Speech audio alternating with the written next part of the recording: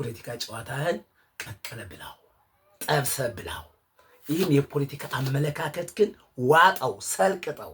አማራ አይመለከተውም። አንተ ደግሞ ተሐድሶ ነህ፣ ጴንጤ ነህ። በኢትዮጵያ ኦርቶዶክስ ተዋሕዶ ቤተክርስቲያን እምነት የለህም። በኢትዮጵያ ኦርቶዶክስ ተዋሕዶ ቤተክርስቲያን አታምንም።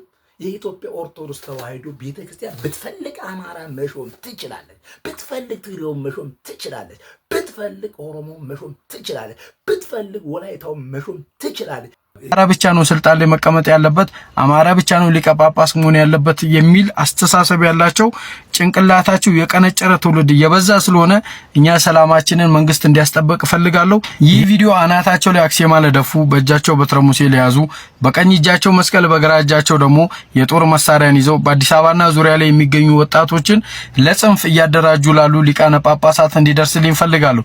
በዋነኝነት ግን ለፌዴራል ፖሊስና ለክቡር ጠቅላይ ሚኒስትር ዶክተር አብይ አህመድ እንዲደርስ ለመፈገሩ እንዲህ ነው።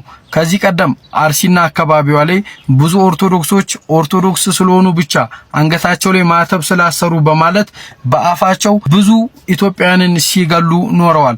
አሁን ላይ ደግሞ ይሄ እየተነቃባቸው ሲመጣ አንዳንድ ሊቃነ ጳጳሳት በሰሜኑ በኩል ላይ ያለውን ውጊያ ሐላል እየደገፉ እንደሆነ እናውቃለን። የአዲስ አበባን ወጣት እዚህ ሶሻል ሚዲያ ላይ የሚርመሰመሱ ዩቲዩበርና ቲክቶከር አርቲስቶችን በመያዝ እየተደራጁ እንደሆነ እናውቃለን። እኛ ሰላም ፈላጊ ትውልድ ስለሆንን ይህንን ነገር መንግስት ችላ ሊለው አይገባም። ይህንን ነገር የምናገረው እጄ ላይ ባለ በቂ ማስረጃ። በቅርብ ቀን ወደ ወላይታ ዞን ሄዶ አንድ ታላቅ ገዳም ላይ የኢትዮጵያ ኦርቶዶክስ ተዋሕዶ ቤተክርስቲያን መጽሐፍ ቅዱስ የማይወክል መጽሐፍ ቅዱስ ይዞ ሄዶ በገዳሙ ውስጥ ለመበተን ሙከራ አድርጎ አልተሳካለትም። በዚህም ሙከራው በሶሻል ሚዲያ ያለነው የኢትዮጵያ ኦርቶዶክስ ተዋሕዶ ልጆች ድርጊቱን አውግዘን ተቃውሞ አድርገን ሐሳብ ሰተንበት ነበረ። ያችን የሰጠንበትን ሐሳብ አንተ ልክ ነህ፣ ምንም የተደረከው ነገር የለም፣ ምንም የተጠየቀው ነገር የለም። ገዳም ድረስ ሄደህ የኢትዮጵያ ኦርቶዶክስ ተዋሕዶ ቤተክርስቲያን ያልሆነን መጽሐፍ ቅዱስ አድለህ በድፍረት ገዳሙ ድረስ ገብተህ አባቶችን እናቶችን አሳስተህ መጥተህ በሕግም አልተጠየቅም፣ የተጠየቀው ነገር የለም።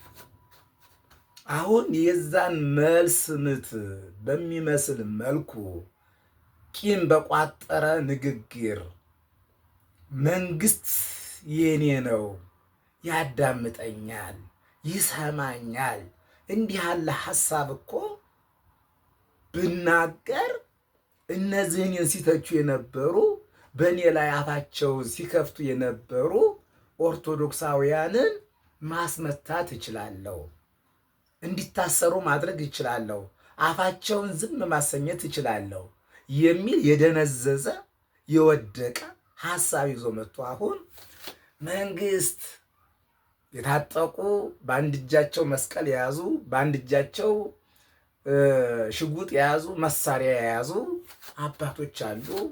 ከአማራ በስተቀር ማንም ጳጳስ መሆን አይችልም፣ ማንም ኤጲስቆጶስ መሆን አይችልም፣ ማንም የቤተ ክርስቲያኒቱ መሪ መሆን አይችልም የሚል ተልካሻ ሐሳብ ይሄ በፖለቲከኞቹ ተበልቶበታል።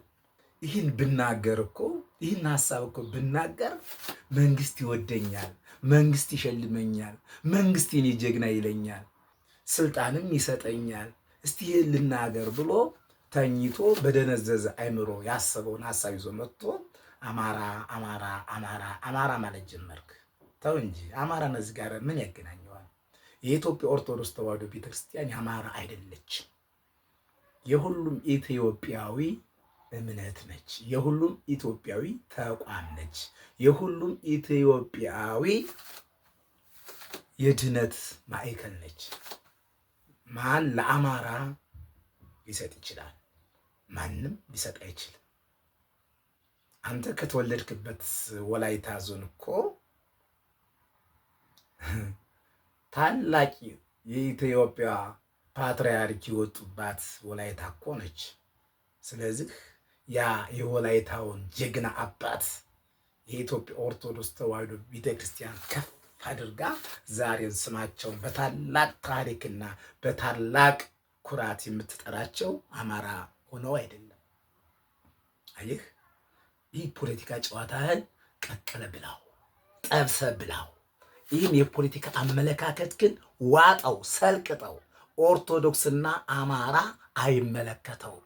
አንተ ደግሞ ተሐድሶ ነህ፣ ጴንጤ ነህ። በኢትዮጵያ ኦርቶዶክስ ተዋሕዶ ቤተክርስቲያን እምነት የለህም።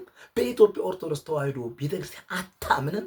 የኢትዮጵያ ኦርቶዶክስ ተዋሕዶ ቤተክርስቲያን ብትፈልግ አማራ መሾም ትችላለች፣ ብትፈልግ ትግሬውን መሾም ትችላለች፣ ብትፈልግ ኦሮሞ መሾም ትችላለች፣ ብትፈልግ ወላይታው መሾም ትችላለች፣ ብትፈልግ ብሔር ብሔረሰቦችን እያመጣች የኢትዮጵያ ኦርቶዶክስ ተዋሕዶ ቤተክርስቲያን አማኝ የሆኑትን መስቀል በአንገታቸው ያሰሩትን የተማሩትን ያወቁትን ስለ ክርስትና እምነት የሚቆረቆሩትን ስለ ክርስትና እምነት የገባቸውን በድቁና በቅስና እንዲሁም በመምህርነት እውቅና ያላቸውን ከብሔር ብሔረሰቦች ቆሞስ የማድረግ ጳጳስ የማድረግ የኢትዮጵያ ኦርቶዶክስ ተዋሕዶ ቤተክርስቲያን ድርሻ እንጂ የአማራ ድርሻ አይደለም።